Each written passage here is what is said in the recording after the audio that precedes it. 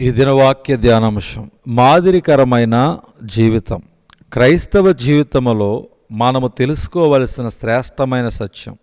ఈరోజు మనం ఏమై ఉన్నామో అది మన పూర్వీకుల కష్టము యొక్క ప్రతిఫలమే.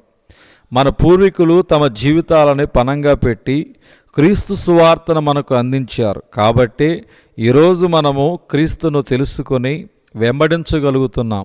ఈరోజు మన చేతులలో పరిశుద్ధ గ్రంథం ఉన్నది అంటే మన పూర్వీకుల ప్రయాస ఫలితమే.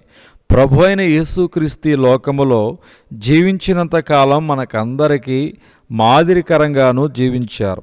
మనము ఆయన అడుగుజాడలలో నడవాలని తన అడుగులను మన కోసం విడిచిపెట్టి వెళ్ళారు. మనము కూడా రాబోయే తరం వారికి శ్రేష్టమైన క్రైస్తవ విలువలను విడిచిపెట్టేవారముగా ఉండాలి. కేవలం మనం మాత్రమే రక్షించబడితే సరిపోదు. మన తర్వాత తరం వారు కూడా క్రీస్తే లోకరక్షకుడని, నిజమైన దేవుడని తెలుసుకోవాలి. అటువంటి అద్భుతమైన సత్యమును మన తర్వాత తరం వారికి విడిచిపెట్టి వెళ్ళాలి.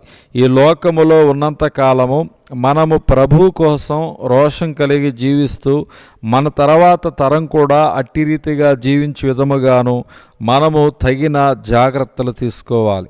మన బిడ్డలకు చిన్నతనం నుంచి దేవుని పట్ల భయభక్తులు నేర్పించాలి. అలా కాని పక్షమున జరిగేదేమిటి? ఇశ్రాయేలు కుటుంబమును కాపాడుకు అనేక మంది ప్రజలను రక్షించుటకు దేవుడు యోసేపును ఏర్పరచుకున్నాడు. యోసేపు తన చిన్నతనము నుంచి దేవుని పట్ల ఎంతో భయభక్తులు కలిగి జీవించాడు. కష్టకాలములో యథార్థతను, శోధన సమయములో పరిశుద్ధతను విడిచిపెట్టలేదు. అన్ని సమయాలలో ఉన్నతమైన వ్యక్తిత్వాన్ని కనపరిచాడు. తద్వారా దేవుడు యోసేపును ఐగుప్తు దేశం మీద ప్రధానమంత్రి స్థాయికి హెచ్చించాడు. యోసేపు తాను జీవించినంత కాలము దేవుని పట్ల తాను కలిగి ఉన్న నమ్మకాన్ని, విశ్వాసాన్ని, మాదిరికరమైన జీవితాన్ని కనబరిచాడు. కానీ యోసేపు తర్వాత తరం వారు యోసేపు కలిగి ఉన్న విశ్వాసాన్ని, నమ్మకాన్ని, మాదిరిని కొనసాగించలేకపోయారు. దేవుని నిర్లక్ష్యం చేసి తమ ఇష్టానుసారంగా హేయకరమైన జీవితం జీవించారు. ఫలితం ఐగుప్తులో 430 సంవత్సరాలు బానిసలుగా జీవించవలసి వచ్చింది. అదేవిధంగా యెహోషువ జీవించి ఉన్నంతకాలం ప్రజలు దేవుని యందు భయభక్తులు కలిగి జీవించారు. వారికి ఏ కొదువ లేదు. కానీ యెహోషువ తన జీవితయాత్రను ముగించిన తర్వాత యెహోషువ తర్వాత తరం వారు యెహోవాను సేవించలేదు. వారి తర్వాత యెహోవానైనా ఆయన ఇశ్రాయేలుల కొరకు చేసిన కార్యములనైనా ఎరగని తరమొకటి పుట్టగా ఇశ్రాయేలు యెహోవా కనులెదుట కీడు చేసి ఐగుప్తు దేశము నుండి వారిని రప్పించిన తన పితరుల దేవుడని యెహోవాను విసర్జించి బయలుదేవతలను పూజించి తమ చుట్టూ ఉండు జనుల దేవతలలో ఇతర దేవతలను అనుసరించి వాటికి నమస్కరించి యెహోవాకు కోపం పుట్టించారు. వారు యెహోవాను విసర్జించి బయలు అషారోతును పూజించారు. యెహోషువ తర్వాత తరం వారు దేవుని ఎడల నిర్లక్ష్యాన్ని కనబరిచారు. ఫలితం దేవుని ఉగ్రతను కొని తెచ్చుకొని శత్రువు చేతికి అప్పగించబడి దోచుకొనబడ్డారు.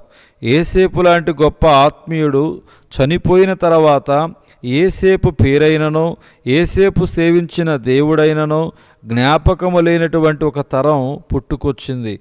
యెహోషువ లాంటి ఉన్నతమైన నాయకుడు చనిపోయిన తర్వాత అతని అడుగుజాడలలో నడిచే తరం కరువైపోయింది.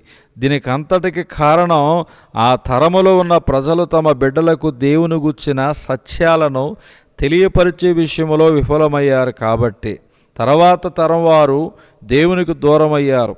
మన తర్వాత తరం వారు ఆ విధంగా దేవుని విసర్జించి సైతాను చేతులు బందీలై బానిస జీవితం జీవించకూడదు.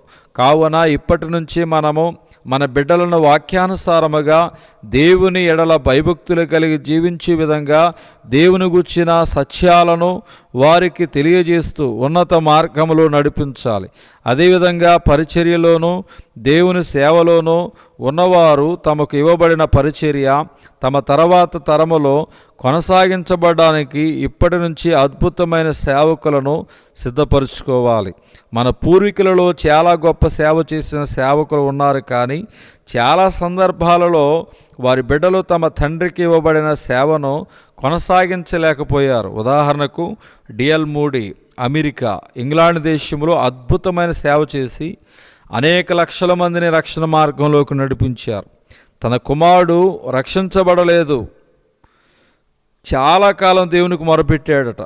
అప్పుడు దేవుడు ఆలకించి ఆ కుమారుని రక్షించాడు. కానీ డిఎల్ మూడీ ఏ విధంగా దేవుని కొరకు రోషం కలిగి జీవించాడో, ఏ విధంగా సువార్త ప్రకటించాడో, ఆ విధంగా తన కుమారుడు దేవుని కొరకు రోషం కలిగి సేవను కొనసాగించలేకపోయాడు.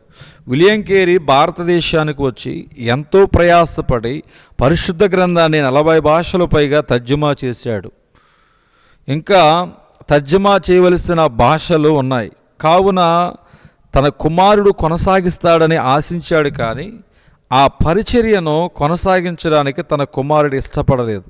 తన కుమారుడు సేవకుడు కాలేదని బాధపడినట్లు విలియం కేరీ తన డైరీలో వ్రాసుకున్నాడు. ఈ విధంగా గొప్ప గొప్ప సేవకుల బిడ్డలు వారి సేవను కొనసాగించడానికి ముందుకు రాలేని సందర్భాలు చాలా ఉన్నాయి. అటువంటి పరిస్థితులు మన సేవలో చోటు చేసుకోకుండా ఉండాలంటే ఇప్పటి నుంచి మనం తగిన జాగ్రత్తలను తీసుకోవాలి. దేవుడు ఈ దినవాక్య ధ్యానం దేవుడు దీవించునుగాక. ఆమేన్.